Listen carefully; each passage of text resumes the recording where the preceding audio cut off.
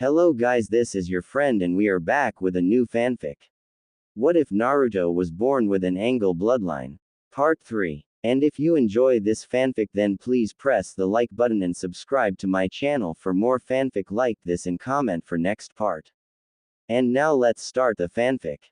Well, knowing Gato, he's only hired a small amount of shinobi for us to fight so that he can send out a Hujo to overwhelm us. He's going to be sending them to 3 locations, here, the village, and the bridge. He probably wants to gather as many people as possible including Tazuna-san's family so that he can force us to surrender him for their safety. What we are going to do is show him how foolish it is to underestimate shinobi of our caliber. He said as he and Haku stood up, though Naruto remained sitting in his position. Do you think we should split up and meet them separately? Kakashi asked with the 2 Kiri Junin nodding their heads. I'll take one group with you, Kakashi-san, and Kimimaro can take the remaining genin with Gai-san. Haku proposed with Kakashi pondering on that. But what about the ones that will come here to attack? He asked with Naruto coughing loudly to get the attention his way. I'll take care of them. The blonde said with Tenten glancing him a worried look. You're going to fight them alone? She asked with Naruto nodding his head. I've dealt with tougher situations than this. It would take barely a minute for me to deal with those urs.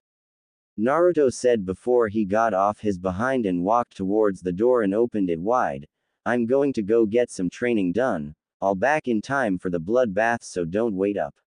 Naruto said as the door closed and the blonde left the room. Why does he have to be so difficult to deal with? He's such a child. Sakura said only to be met by a quick chuckle from the brown-eyed girl. Don't worry about Naruto-kun, that's how he gets when he's anxious for a fight and is ready to complete a high-stakes mission. Haku said before glancing at the bun-haired girl, who glanced her way quickly and instantly knew what she wanted to do. We should all hit the sack now and get ready for the big day in the morning. Kimimaro said with Kakashi nodding and instructed everyone to go to bed, though Tenten was certainly going to do anything but that, at least at the moment she wasn't. After everyone went to their rooms and lights went out, Tenten remained wide awake with her eyes looking out of the window, her actions not going unnoticed by the other 2 girls in the room as they both knew what she was thinking about and each one held different thoughts. I hope you feel the same way she feels about you, Naruto-kun, because she's certainly going to show you tonight. Haku thought as she snuggled under the covers and went to sleep. She has feelings for him too. Man, why is it that Naruto keeps getting so much affection? I mean, sure, he's incredibly attractive, has the body of an Adonis, and a presence that screams total bad boy far louder than Sasuke-kun, but what else could possibly makes him better than Sasuke-kun? He's cute and is an Uchiha and, the pink-haired girl thought to herself before she realized what was happening and soon blushed to herself. Wait, I can't really be developing feelings for him. I mean, he's such a jerk and Sasuke would so much better for me in everything. Stop fooling yourself, dumbass, you like him and you know you do. Inner Sakura said, causing another blush to appear on her face. No, I don't. He's nothing compared to Sasuke-kun and he's not even worthy to have my affection. The pink-haired girl retorted with a smirk of triumph on her face until her inner self dropped a bombshell. If he's so unworthy of your affection, then why are you looking forward to having with him and even offering the chance to have more opportunities? In fact, why is it that the moment he proposed that to you and he was nowhere to be found, you decided to have some private time with him being the main focus on your mind? Inner Sakura said with the pink-haired girl unable to retort that and merely hid her face that held a fierce blush that could damn near illuminate the whole room. I wasn't looking forward to it that much. The girl said with her inner self laughing up a storm while she tried to go to sleep, hoping that a certain blonde wouldn't show up in her dream. The next morning, Naruto could be found walking towards Tazuna's house with his hands in his pocket, feeling quite good about the training session he did the previous night and was glad at the results he gained from the training. He spent the entire night working on the technique that was left to him by his father and was fully determined to get the thing down, thus resulting in him using the shortcut training method of creating clones for training. He didn't like to use that type of method, as he felt that it was a cheap way of gaining power and intentionally ignoring your body's requirement of getting used to it being created in a timely manner. However, he grew tired of the time it would take for him to master this move and has thus far taken the initiative of using his clones to help him max out the amount of effort it would take for him to get it down to the point that battle wouldn't hinder its purpose, a plan that worked with flying colors. However, he soon stopped his thought when he caught a strong scent of blood in the air and quickly headed for the source, soon finding a couple of boar corpses that were littered with cuts and dark pools of blood around the body with bloody footprints leaving the area and heading towards an unknown location, though he quickly examined the marks and instantly knew that these marks were shinobi made along with being fresh. Guess the invasion started. Gotta get to Tazuna's, Naruto said before a wide smirk appeared on his face before he headed towards the location at a fast pace and soon spotted the aliens in front of the house in the form of two samurais beside him with Inari standing before his mom with his arms extended in a protecting manner. "Leave my mom alone, you bastards," he said with the shinobi crackling to himself before he snapped his finger.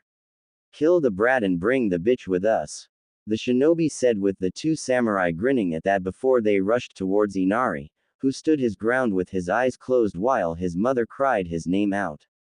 The samurai then sent their swords in a downward slash towards the child only to find their swords meeting air. "Die like the pigs, you airholes," said a voice behind the two, making them turn to the person responsible before they both felt two large slashes across their chest, making them cough blood. Naruto then appeared before one of them and with great ease stabbed him through his chest before pushing him over the bridge, making him bleed to death in the water below. He then appeared behind the other samurai and quickly snapped his neck before tossing him over the bridge as well. Naruto then turned towards Inari, who looked at the blonde shinobi in pure surprise as Naruto gave him a bright smile.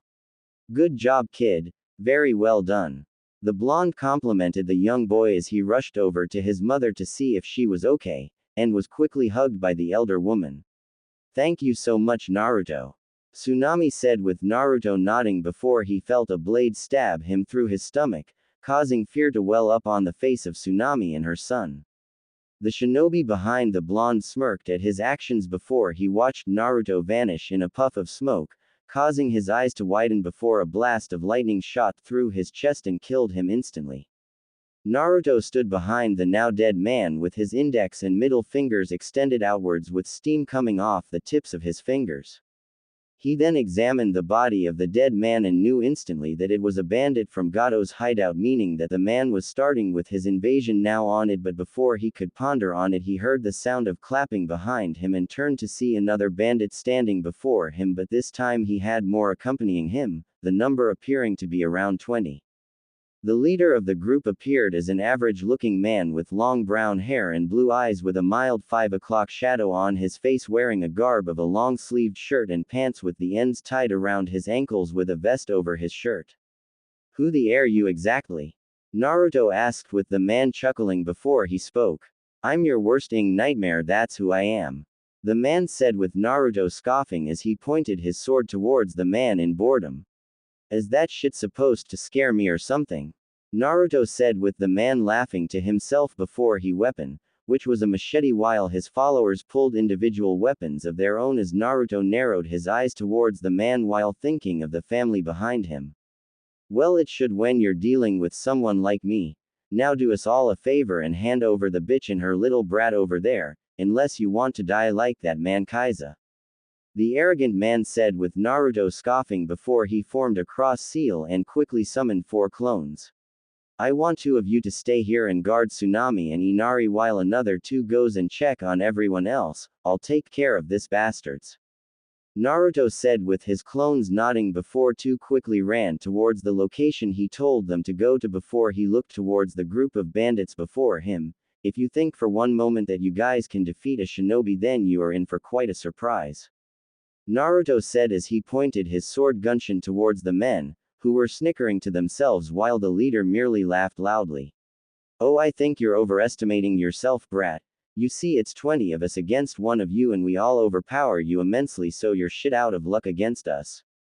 The man said before he snapped his finger, and all 20 men charged towards the blonde shinobi, who merely laughed to himself before he charged towards the men, and after executing 3 slashes saw 3 bodies fall to the ground with a lost limb on each one. He then neared the next one and sent 3 quick strikes that removed the man's right arm from his body, slashed his body from his right shoulder to his left hip, and split him in half from his midsection. Naruto then hopped into the air and sent a backwards heel kick to the head of another bandit, who took the full force of the kick before having his head removed from his shoulders by a quick slash in midair. Naruto then flipped Gunshin in his hand, so that the blade was facing upward before tossing it into the chest of another bandit before rushing past him and taking on a group of 3 bandits, who all hopped into the air to send downward strikes with their swords, but all 3 were blocked by a kunai in his hand. The blonde then spun on the ground and slashed the thigh of one of them before reversing the grip and slashing him deep along his midsection, causing loads of blood to escape the body of the bandit before being kicked by the blonde shinobi. Naruto then hopped into the air and delivered another fast kick to the other man's face, causing blood to be spat out before his head was grabbed and his neck was quickly broken. He then vanished in thin air as another bandit made an attempt to slice him in half before appearing in front of him standing in a taijutsu stance. Sacred Dragon Style. Third strike, Ground Dragon Push. Naruto said as he rushed in front of the man but spun around so that his back faced the bandit before elbowing him in the gut. Third call, he shouted before spun on his foot again and sent the back of his forearm into the man's gut before hitting him with his left elbow in the jaw, causing the man's head to recoil before being hit with a high knee to the chest area that caused him to back up slightly before being hit with a dropkick that caused Naruto to flip in the air and land on his feet before he charged forward with his arms behind his back before delivering a twin palm strike to the man's chest, calling out, "Fourth strike," and watched as the chest caved in and his body was sent flying to a group of bandits that knocked them out like a bowling balls to a pin. The blonde then spun around again and charged towards the staggering bandit that had his sword embedded in his chest area and was trying to grasp the weapon but was far too weak in order to get a good grip around the handle. However, he would no longer have to do anything to free himself as the blonde appeared before him and grabbed hold of the handle before charging towards the remaining bandits, using the impaled man as a battering ram to mow over down several of them before stopping suddenly to allow the man to slide off his weapon slightly before Naruto suddenly pulled the weapon out of his shoulder blade and allowed the man to bleed to death on the ground. The blonde then looked towards the group of bandits remaining and smirked at them as the leader that declared the blonde's death earlier stood there with a deep scowl on his face while the blonde smirked at him. "I thought you guys were going to overpower me," Naruto asked with the remaining 13 looking at him darkly. "You are still going to die, you brat," he said with Naruto scoffing to himself before he ran his thumb along his sword and with his now bloody digit, wiped it along his tattoo on his forearm, causing a quick puff of smoke to appear before he held his second sword, the Benahansho, in his left hand. The blonde teen then pointed the black sword towards the man again with a devious smirk on his face again. "Well then, I guess I should take care of yours quickly," Naruto said before he instantly vanished, and all that could be heard was the sound of the sword swiping through the air until the blonde appeared behind the bandits with his swords down and his head bowed. "Now die, you pieces of shit," Naruto said as all the men yelled in pain as blood suddenly flew out of their bodies and each one fell over dead in bloody chunks of flesh. Naruto then sighed deeply before he decided to go ahead and get this shit over with Gato so he could get his home. He then sighed deeply as his wings appeared on his back and with several flaps took off into the sky and flew towards the location that he knew he was needed in order to do something that he hasn't done with his friends in a long time.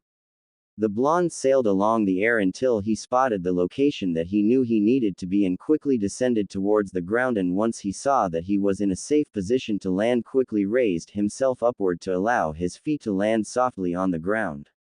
The blonde teen then placed his hands in his pockets as his wings bent inwardly in a standby-like position before speaking up.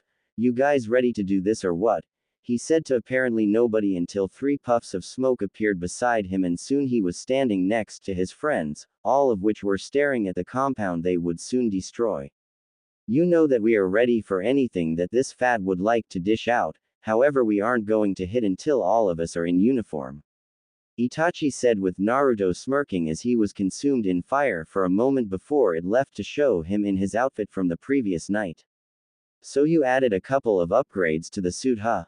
Zabuza asked with Naruto nodding as he flexed his arm before holding out both arms, and soon both of his swords appeared in their sheaths within his hands before placing Benahansho on his back while placing Gunshin on his left hip, before he extended his wings once more. I had Black Hammer design the specs of this suit, one of them being the seals that would contain my outfit while allowing me to wear regular cloths. But let's worry about that later, right now we have a fatto skewer. Naruto said with the others smirking at that. So how's about we hit them with a classic combo of ours? Kisame asked with Naruto's smirk increasing even more. The Angel of the Bloody Mist. Naruto asked with each one nodding before they began to discuss how their moves should be conducted until Naruto stood up and formed several quick seals before calling out the name of his technique.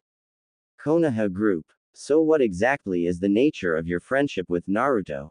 Kakashi asked as he and the others traveled towards the location of Gado's hideout. The team from Konoha could currently be found heading towards the hideout of Gado in the middle of combat with Gado's bandit army in the two places that Naruto stated that the attacks would arrive, in the village square and the bridge. After evacuating the bridge when the men arrived and usage of the famous hidden mist jutsu from Kiri, the group of shinobi easily dealt with the bandits before heading to the village square to see what they could do to help out while keeping a few clones around the bridge to see if anyone else wished to show up. When the group appeared at the square, they were quickly thrown back into battle with many more bandits than they dealt with at the bridge, but this time they had to deal with protecting the villagers that were gathered behind them. However, that would soon become a non-factor, as they were able to easily overpower the bandits soon, and after securing the area with clones, the group took off with Haku and Kimimaro leading the pack. However, their progression soon stopped when the sound of a great roar was heard, and soon the genin felt a cold shiver run down their spine while Kakashi and Guy looked on in pure shock as that roar gave off a feeling that they haven't felt since the day of the Kyuubi attack. It appears that Naruto-kun truly wants to have this matter ended before the end of the hour. Haku said with all the attention directed towards her. What are you talking about? Kakashi asked with Kimimaro looking towards his friend's sensei with a wide grin on his face. Naruto is currently wiping out everything Gado has to protect himself, and by the time we get there, everyone will already be dead. Haku said with the others looking shocked at that. However, that doesn't mean that we can't go there, so let's hurry up. Kimimaro said before both he and Haku charged towards the hideout with the others behind them before hearing a loud explosion that made them run even faster to their destination. Naruto's location. It all started out of nowhere and neither one of the men knew what was going on, only that they had to hightail it out of the area fast or else they would become what nearly all of their colleagues currently were, dead. It all seemed like a normal night with peace and quiet being all around the 200-person occupied campsite until they heard what sounded like a large bloodthirsty beast, which caused all of them to be on alert to the matter while 20 went to examine the source of the sound. They would not return from their investigation, though it was at this time that the screams began to be heard and they soon noticed a deep mist appearing around their campsite. Upon seeing the mist appear, the men quickly prepared themselves for the ambush they expected to appear, but they would instead be greeted with something else, the sounds of thuds landing on the ground before their feet. The men were then greeted with a very horrific sight that would plague their minds for a lifetime. They found the littered bodies of multiple bandits, mercenaries, and thugs all around the area with multiple bite marks around their bodies, but before they could ponder on it they saw a figure appear before them, his garb unknown to them, but that didn't matter as they made their threats on what they would do to him if he didn't surrender himself to their might. They were instead responded to by the figure moving his right hand towards his left hip and drew out what appeared to be a sword before they saw him reach towards his back and drew another sword to his hand before he stood still with his head bowed and his arms connected to his body. They had no idea what was going on before they watched him pick up his head and revealed his silted blood-red eyes to them, eyes that would reap their nightmares if they survived this ordeal. They then saw a full black moon with a red cross in the center appear in the mist, and they then watched as a set of wings appeared behind his back and soon saw what appeared to be a blood-red color escaping his wings and fusing with the mist before they saw more sets of eyes appear beside the figure, and soon the horror would begin for each man present. In no less than 45 seconds, the camp holding upwards of 200 men was reduced to a measly 7, all of which were extremely brutal killings that resulted from savage beasts brutally ripping the men to shreds, while the figure did work as well, with him slicing men into bloody chunks of flesh with the red color completely taking over the mist, a sight that was beyond terrifying for most of the men as they saw the ground littered with bodies within a bloody mist being overshadowed by a black moon. They didn't know how or why this was happening, but all they knew was that they needed to get out of the camp and head to a place that they could properly protect themselves from this unholy slaughter, but they would not be able to reach this shelter as 4 of them were quickly eliminated by the beast walking the mist, 2 more were sliced in half before the last one was stabbed through his stomach before being diced into several pieces of flesh. The figure sighed deeply as before he looked towards the camera situated. This was the sight that Gato watched happen to his personal army, and needless to say, he was beyond scared shitless and locked himself deep within his hideout, watching this person annihilate his entire army within barely a minute, and was now watching the person enter his compound right before the feed was cut off suddenly. He would watch as the figure slowly walked through the halls of his building and taking out all of his interior guards in one swipe of his sword until he neared the door that guarded Gato. The fat man then watched the figure shake his head before he lifted up his foot and sent a forward kick towards the door, causing a large dent to form in the door that was made completely of metal before watching it being opened wide when Naruto punched it again, allowing the teenager entry. You should be more cautious when setting up a door against a shinobi that's been taught the minor basics of using the metal element. Naruto said as he looked towards the guards that stood in front of Gato in a protective fashion, but that soon changed when 2 of them were cut down by their fellow guard, with the remaining 2 also falling when Naruto threw 2 shuriken towards them and watched it embed itself within their foreheads. After seeing his guards were all dead and was now alone with the fat man, Naruto reached up to his hood and pulled it down to reveal his bright blonde hair with silted red eyes that caused even more fear to well up within him. WW who are or why yo why you? Gato asked with Naruto smirking at him before he spoke. My name is Namikaze Naruto, the war angel of the 4 horsemen and only legacy to the Red Death Namikaze Uzumaki Kushina, the Yellow Flash and Yondaime Hokage Namikaze Minato, and the war dragon Matsukani Slayer. However, all that is irrelevant at the moment because we have things to discuss. Naruto said as he looked towards the 2 bandits and nodded to them, which caused them to burst into smoke, and soon the fat man was scared even more than he was previously. Street stay away fr fro f from me. IGG go got host hostages bb below. WWI with GGG guards are ordered to key kill the them if I do don't repo report t to the them. Gato said as his fear was slowly starting to his body as a smirk appeared on his face. You wouldn't want to that right t? He asked with Naruto gasping at that before he strokes his chin with his index and middle finger. You're right on that, I wouldn't want for that to happen at all. Naruto said with the man's confidence quickly returning tenfold and soon felt his stuttering voice leave him. The then bow to me right now and pledge your loyalty tie you under my employment. Of course I won't pay you because of all the damage you caused me today, but maybe in 20 years I will give you a minor payment of death in knowing that you sold your soul to protect some whores. He said before his confidence fell when he saw 3 men appear behind the young man with 20 women behind them, all young and beautiful that appeared to be under the age of 25 with many bruises and wounds going across their bodies. Oh yeah, I forgot to mention that I had my friends, Itachi, Kisame, and Zabuza infiltrate the place you were holding them and had them explain to the guards my intentions of taking them away from you.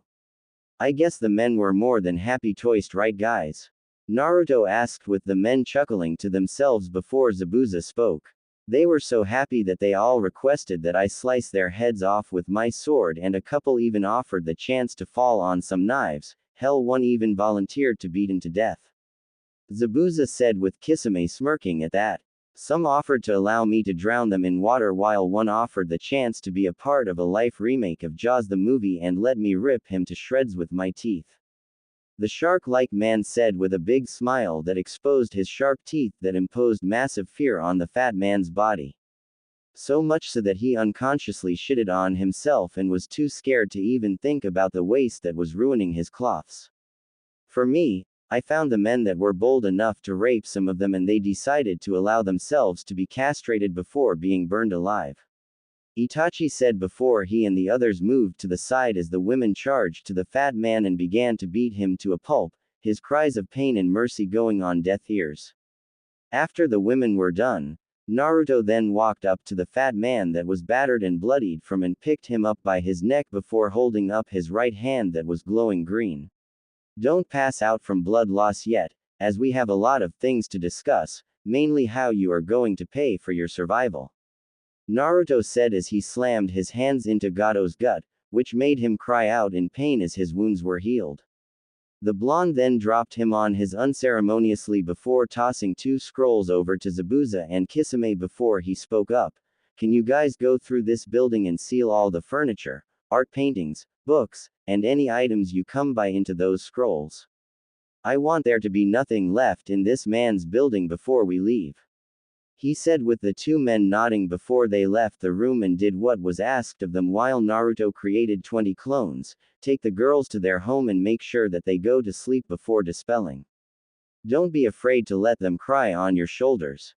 Naruto said with his clones nodding before all 20 of them picked up a women bridal style before rushing out of the building and heading for the village that held their homes. You seem to have grown more of a soft heart towards women, Naruto-kun, why is that? Itachi asked with Naruto smirking at that. Having 5 women desiring to be near you and wanting you to share their love is a big reason for that. Anyway, do me a favor and place him under a genjutsu so that he would sign away everything he owns to Wave Country. I got a plan to make sure that shit like this doesn't happen to them ever again. He said with Itachi walking up to the fat man and grabbed his head before placing him under a genjutsu. The man would then go through everything in the room and remove all the files on his business along with several contracts, leasing papers, and deeds towards several other buildings that Gato owned or was eyeing that went along the coast near the country. He would then walk over to his desk and began to draw up stacks of contracts that would transfer all of his funds, bank account numbers for his business funds, and secretates from several offshore holding facilities along with a couple of other additions that would involve Wave receiving the majority of the shares at 40% with AIM, Kiri, and Konoha gaining 10% of the funds that would be made to establish a form of communication between the 3 villages they would be in business with along with a final clause that would give 30% to them for it to be shared upon for himself, Naruto, Kisame, Zabuza, Haku, and Kimimaro. The man even drew up a will that would name Tezuna's family the sole beneficiary of Hisat's personal bank accounts, and even to his newly finished mansion that he had built on the island a few months ago.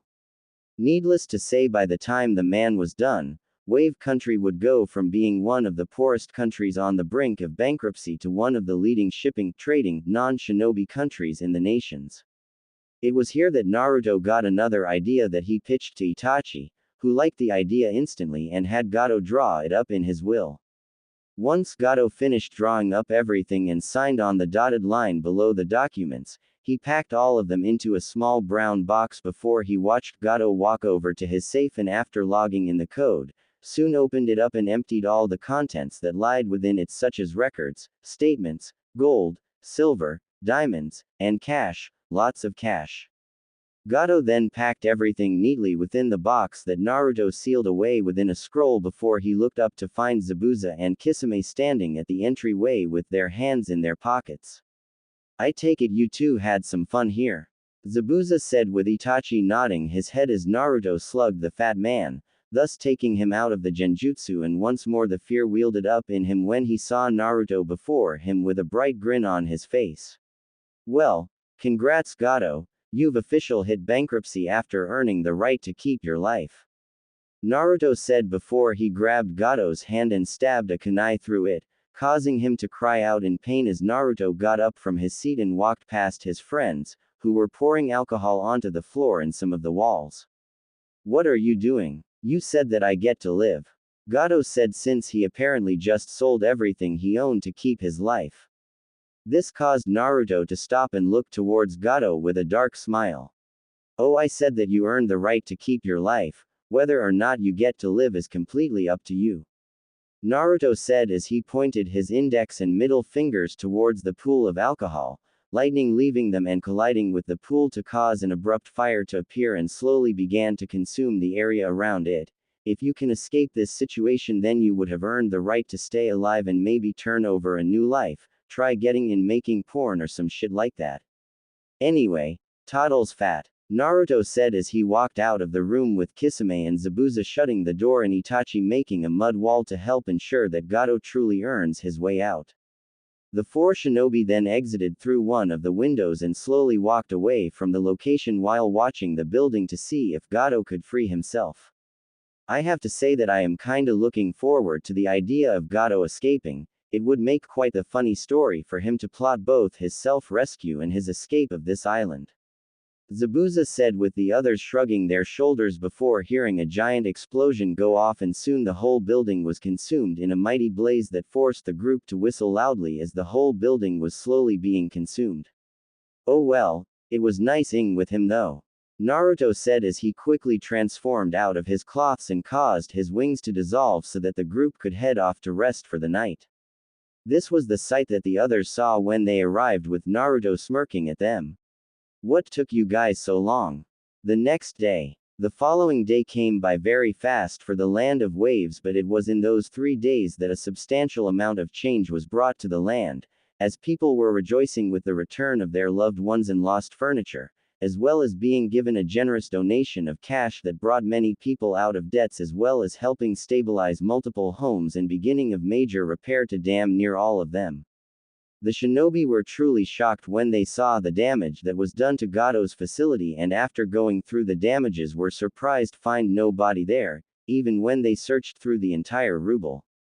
Of course Naruto was surprised initially, but that wasn't until he located something in the ruble that quickly made him narrow his eyes in anger. "So you're trying to send me a message, you son of a bitch," Naruto said mentally before he placed it away as something non-important. The group then ceased the search of the charred building and headed back to Tazuna's house, where Naruto asked for a meeting with everyone there, including Itachi, Zabuza, and Kisame, much to everyone else's surprise. Naruto then coughed into his hand, thus letting everyone know that he was ready to start the meeting he called for, as he pulled out a scroll and unraveled it to reveal a large brown box. He then opened the box and pulled several items before he spoke. "Now I'm sure you guys are wondering why I called for this meeting, and the reason for that is because I wish to inform everyone here of some things that have developed within Gato's building, the first being that you no longer have to worry about this mission's payment," Naruto said as he tossed the 3 pouches to Kakashi, Zabuza, and Itachi. "Inside those pouches is enough money to pay for this mission, cover your expenses, and several other things that should get our villages on better terms with each other," Naruto said, with the others raising an eyebrow while Kakashi opened the pouch and saw that there were jewels and several stacks of money inside. "How did you come across all this? Its value must rank at around 50k. Kakashi asked, with Naruto nodding his head. "Gato was nice enough to give it to me," Naruto said, with the others nodding as the 3 put the pouches away before hearing what else Naruto had to say. "Now onto another matter of business, which is for you guys to sign these contracts that I had Gato write out," Naruto said as he whipped out the big stack of papers and handed a pen to both Tsunami and Tazuna, which they both looked surprised about until Naruto told them where to sign. They did as they were requested to do, and when all was said and done, Naruto then signed his name in several places of the contract before he placed it back into the box. "Congratulations, Tazuna. You are now the CEO and founder of a new shipping company that will bring massive income to this village, with list of contacts and deeds to several facilities that goes along the coast in the mainland, along with owning the deed to 2 other buildings that will become a contracting company, in which you are also the CEO, founder of, and a hotel that you will also be the CEO, founder of." Also, congratulations, Tsunami. You are now the official COO of all three businesses, though, for the hotel. You'll be started as its co-founder, since I'm sure you have a firm understanding of business with the way in which your house has been designed to accommodate and house more than 10 people at a time. I also want to inform you that I gave you several lists of contacts that will be willing to bring their business here and help bring the economy up to snuff in a very short amount of time. Naruto said as he took a quick breath before continuing. With these new business coming in, I have split the shares to myself, Kimimaro, Haku, Zabuza, Kisame, and Itachi by 30%. Konoha, Kiri, and AIM will receive 10% each, and Wave will receive the majority share of 40%. My account number is already listed along with the others, so you'll have to contact the three villages to discuss what needs to be done for them to get their share of the profits. Naruto said as he pulled out 3 pieces of paper from the box and handed them to Tazuna. Now, with this new business being under your command and you acting like the leader of this village, I feel that this should be your call. Naruto said as he handed the papers to Tazuna, who looked over them with a confused look on his face. Now what that is a contract that would set up a new act that would not only make sure that bullshit like this never happens again, but also allowing for a better relationship between the shinobi villages involved here.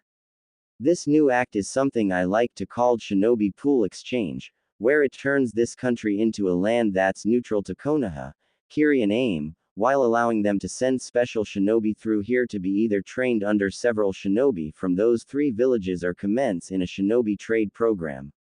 By signing that paper, you will be giving these 3 villages the right to come here for peace treaties, discuss alliance clauses, even holding the annual Nami Shinobi tournament meant for bringing in finances here, along with giving pure bragging rights to the competing villages.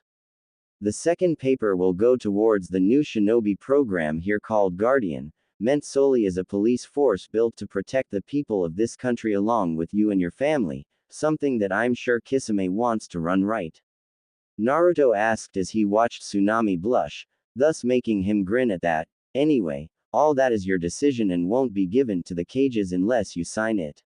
Now, the last paper is Gato's that will entitle you to everything he owns, along with giving you the deed several new houses that he was having built during his stay here, while also giving you his newly built mansion here, ready to be moved into as we speak. Naruto said as he tossed the pen back to Tazuna, who caught it with a shaking hand before he quickly signed the papers and handed them back to Naruto, who smirked at the man before he put them away.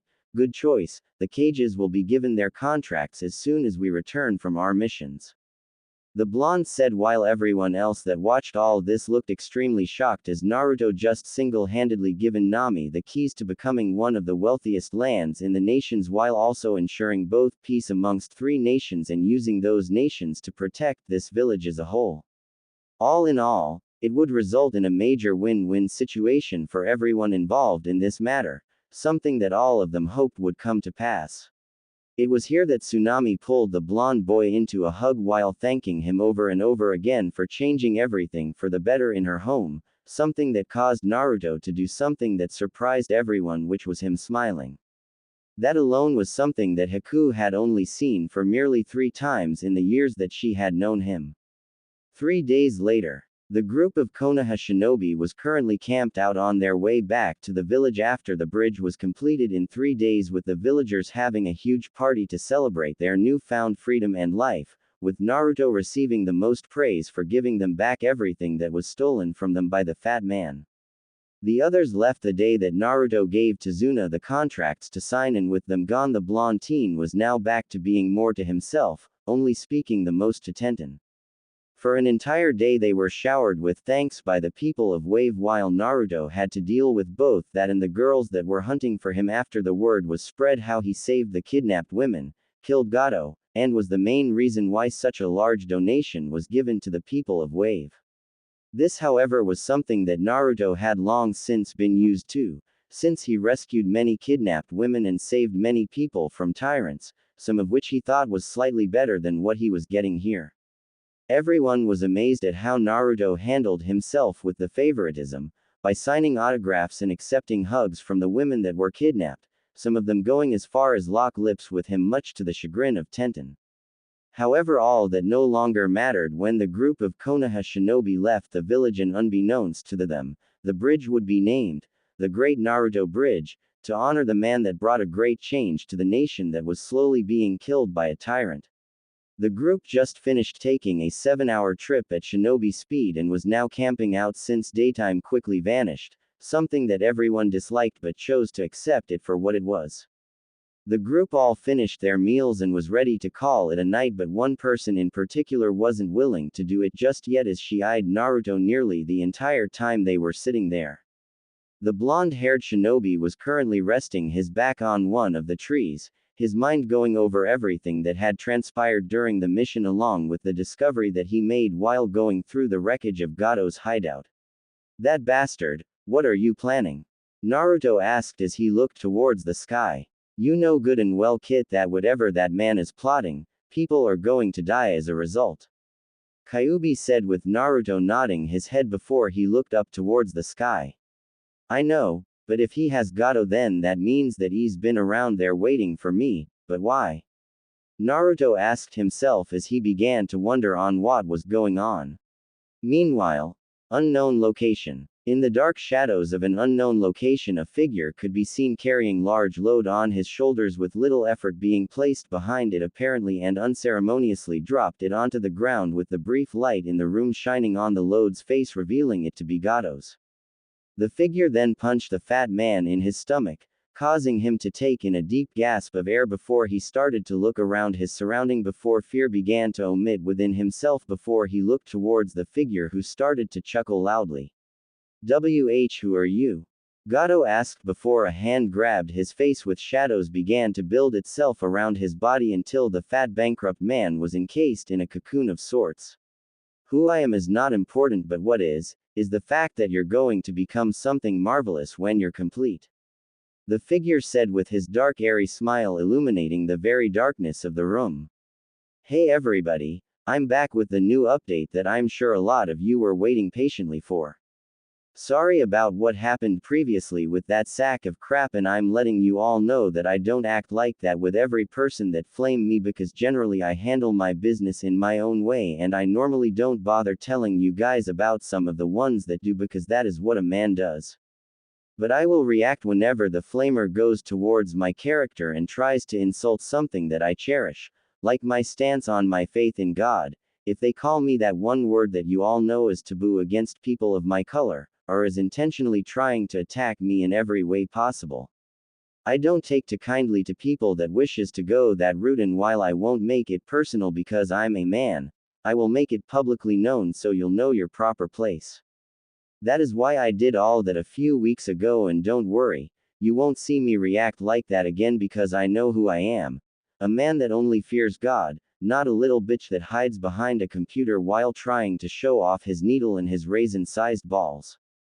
Okay, now back to business, and I would like to tell all of you that the announcements that I have to make is that firstly, I will forever remain under this pen name and I will no longer be changing it. The second one is that by the end of either this month or next month, I will be dropping all my stories except this one, Project Black Edge, Swell of the Eternal Sky, and the works that I have completed thus far, and in their place I will be giving them all overhauls in their story design. I'm sure you guys are all wondering why I'm doing this, and the reason for it is because I'm constantly thinking of new storylines that I really want to post, and I don't want to be one of those authors that will gladly start brand new shit at the drop of a dime while completely ignoring everything else that they have produced. Another reason why is because I am constantly thinking of the storylines under a different light, and am finding different ways to make them work, and they won't in the state that they are in now, especially with how long it's been since I've updated Death Before Dishonor and The Forbidden King. One last reason is because I want to be like VFSNAKE, where I have nearly all my works completed and can afford to drop a new story here and there, and I know that I can't reach that goal with the way in which my stories are currently. My next announcement is that after I drop all those stories and disperse their new identities, I will no longer rewrite any more stories under a new regime. I'm finding myself slowly building a reputation of being an author that always rewrites his stuff because of his distaste for them and unwillingness to overlook their mistakes, so from that point on I will no longer do rewrites for my stories. A bullet cannot be used twice, so you better match sure that your shot is perfect and works on the first pull. My last announcement is that I'm going to be expanding my franchise to other locations on this website, such as Family Guy, Batman Beyond, Avatar The Last Airbender, and more, so be on the lookout for them because they are coming. By the end of this year, Rain AGE will be a frequently seen name on this site, so get ready. Anyway, enjoy the chapter, people. Ch.17 Mesmerized. A week would pass since Team 7 and Team Guy would return from their successful mission in Wave Country and was fairly eventful since that day. The first thing that occurred was the official announcement of the new alliance negotiations between Konoha, AIM, and Kiri after all three hidden villages signed the contract drawn up from Naruto, thus initiating the Shinobi Pool Act that Naruto drew up during his stay in Wave. The three villages were indeed astonished by the degree of professionalism that the contract was made in and was damn near tempted to sign the thing upon reading the first paragraph of the benefits that it would bring to each one respectively. Needless to say, the contracts were signed and all three villages were now in talk of setting up a meeting to discuss their alliance in the new united neutral land that was the Land of Waves. When news of this new act was distributed amongst the village, people were very surprised upon learn the conditions that it would bring, and many of the shinobi felt it was a good idea in bringing peace to the three villages. The council itself was also very impressed with the contract and all were behind it 100%, including the civilian council, even though they really didn't have much say in the matter. Hiruzen was very surprised when he learned that it was Naruto that created this contract and thought that the boy would be one hell of a contract negotiator if he ever decided to take up a side hustle for more money, not that he needed it with the way he made sure that a profit was bound to come from all that. The old man for many years wanted to bring in a new form of alliance between his village and those two villages due to the strained relationship between them all because of the Third Great Shinobi War. But now that those two villages hold new leaders and the blonde was apparently in contact with some of their high-ranking shinobi, it made things incredibly easier on the old man to get the peace negotiations started. It still shocked the man to his core at how beneficial the blonde is for the village, though it also made him very sure to continue to keep a close eye on the teen, just in case. He knew that he could trust the teen with everything he could give him, but he wasn't foolish enough to not keep an eye on him, as it was clear that the teen still had many things hidden under his eyes. At this moment the old man had all the Junin instructors within his village standing before him, including the 4 teachers of the Rookie 12, all with serious expressions of their faces, as he knew that it was that time of year again that it was a very important matter that needed to be addressed immediately. As you all know, with the Chunin exams being hosted in our village this year, that we will be housing many shinobi from neighboring countries and shinobi villages, I will need all of you to treat them as our guest in the utmost respect. The old man said while receiving many nods, thus causing the man to sigh as he was about to drop a real bombshell. However, I must inform you all that by the end of this meeting, we will be under a priority war alert after being informed that there are plans concocted between my former student Orochimaru and the Kazekage of Suna to invade Konoha sometime during the Chunin exams. I want you all to constantly remain on your guard and examine anything that may appear peculiar, as we have discovered that several of our own shinobi may in fact be spies working under those soon-to-be invading forces. Hiruzen said as he quickly scanned the room for a moment and with skills that only a shinobi of his rank and caliber was capable of would notice that 2 of the Junin flinched upon his mentioning of discovering spies, thus making him inwardly smirk and quickly signaled 2 of his hidden Anbu guards to follow and eliminate them. Normally he would try to capture them and resolve the issue by gaining intel on the matter at hand, but at this point it was not needed nor important. Therefore they were just a mere liability that needed to be resolved with a permanent end, like he done with the other spies that were discovered through the help of one of the contacts within Naruto's spy network. He had to say that it placed a smile on his face, knowing that those people that had the arrogance to believe that they could betray his trust and give away vital information were getting their day, and knew that it would only be a matter of time before all of them would be ousted and killed. However, more on the matter will be addressed on a later date. For now let's get down to business. which is asking which one among you wishes to nominate your students for this year's exams. The old man asked with Kakashi stepping up with his hand in the Tora symbol. I, Kakashi Hatake, nominate my squad of Naruto Namikaze, Sasuke Uchiha, and Sakura Haruno in this year's exam. The masked man said with people looking surprised at that since there hasn't been a team of first-year rookies participating in a Chunin exam for a very long time due to the death rate that tolls for genin. However, their thoughts were silenced when they saw Kurenai step up next and proceeded to do the same procedure as Kakashi. I, Kurenai Yuhi, nominate my squad of Shino Aburame, Kiba Inuzuka, and Hinata Hyuga in this year's exam. The red-eyed beauty said with even more surprised expressions becoming evident on the faces of the onlookers before they saw Asuma step up and like clockwork, did the same procedure as his peers. I, Asuma Sarutobi, nominate my squad of Shikamaru Nara, Choji Akamichi, and Ino Yamanaka in this year's exam. The bearded man said with all the onlookers now showing shocked expressions as they now just witnessed history in the making.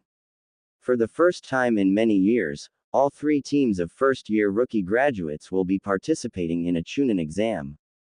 The last time something like this happened was all the way back to the Nadaime era when that year's Rookie 9 with the future Sannin participated in the exams that were held back in Kusagaku no Sato. The results were the three future Sannin all passing with the rank of Chunin, though unfortunately the same couldn't be said for their fellow rookies as they all died during the exam. I, Guy Maeda, would like to nominate my youthful squad of Neji Hyuga, Rock Lee, and Tenten Tenshin in this year's exams. The bowl-cut-haired man stated with the Hokage nodding his head since he figured that Guy would do that for this year after holding back his team a year to make sure that every flaw his team may or may not have had was covered. From there on multitudes of Junin would go on to nominating their genin squads, some being names that people knew of, some that people thought held good potential in passing, and others that people chose to place as nothing special until the Hokage tallied up the amount of teams that were nominated as 21, meaning that 63 of his genin would go on to try to make the next level. Very well then, now that we have all the nominations in place, I would now like to ask if there are any objections to any of the genin teams selected to participate. Hiruzen asked with nobody raising their hand, though one reluctantly had to hold his tongue. Now then, since there are no objections to any of the nominations, I can now give you all the full details on the changes that have been brought to this year's exams. He said with all the Junin in the room looking extremely shocked at that, thus telling the old man to continue his debrief of the situation. Originally, I intended to have all the proctors of this year's exams be Ibiki Morino, Anko Mitarashi, and Hayate Gecko. However, after some new develops arriving from our new alliance treaty with the hidden villages of both Kiri and AIM, we felt that it wouldn't be appropriate for us to hog the spotlight and run the whole exam ourselves. Therefore, we will instead have Junin from both of their respective village act as proctors of two of the exams, thus meaning that they get to set up how the test would play out. He said with all the Junin looking very surprised at that, since something like has never happened before in the history of this exam. Which test would those be, Hokage-sama? A random Junin asked. They will proctor the second and third exam while the three people that I named will instead run the first exam together in designing the test and how it should be done. Hiruzen said with all the emboldened shinobi looking equally surprised at that but chose to not address the matter any further, thus telling him that there was no to continue the meeting and thus he dismissed all the shinobi but chose to hold Kakashi back for a moment. Yes, Hokage-sama. Kakashi asked with Hiruzen expression quickly changing that caused the man to flinch slightly but he stayed his ground. I wanted to let you know that I am aware of the challenge you set out to Naruto-kun and I must say that I am not amused by it. You very well enough that that boy has gone through in his life and he doesn't need anything that would complicate the way in which he's making progression. The old man said with Kakashi sighing before clenched his right hand. I understand, Hokage-sama. It's just that the reason why I challenged him is because I felt that it was the only way to get him to start respecting me, but now I'm starting to think differently. Kakashi said with Hiruzen raising an eyebrow at that. Does it have something to do with the genjutsu you placed yourself under, right now? The old man asked with Kakashi nodding his head. I've been making some changes over the last few months or so, and while I'm not quite at the place I want to be yet, I feel that I am ready to fight the boy. Kakashi said with Hiruzen nodding his head before he looked the silver-haired ninja in his lone eye and could tell that he was slowly making a complete 180 turn of his life. I'm glad that you've finally seen the light and that you're stepping out of that box you placed yourself in since Tsukumo died, but just know that if you betray Naruto, then you're going to have to feel firsthand why I am known as the god of shinobi, got it? The old man said in a tone that instantly placed fear in the heart of the silver-haired Junin, as while the Hokage may a 69-year-old man, he was still a dangerous force to be reckoned with, or in other words someone that you don't want to with. Yes, Hokage-sama, he said with the old man nodding before he took a small puff from his pipe before he spoke. You two will have your fight tonight, I presume? He asked with the masked man nodding his head with the old man sighing deeply before he spoke. Very well then, I will be there to watch the fight and make sure that neither one of you try to kill each other. Do you have any request for this fight? He asked with Kakashi nodding his head.